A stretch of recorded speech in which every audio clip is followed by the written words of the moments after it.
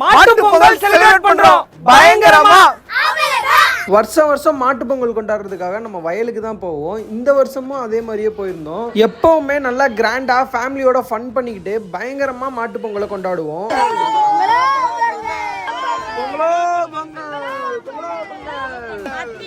பாப்பார பொங்கலோ பொங்கல்.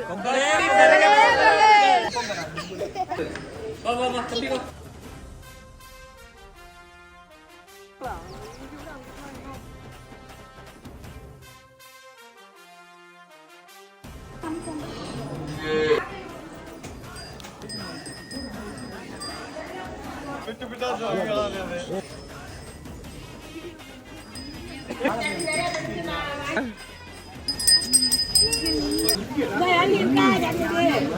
சூப்பரா இருக்கு.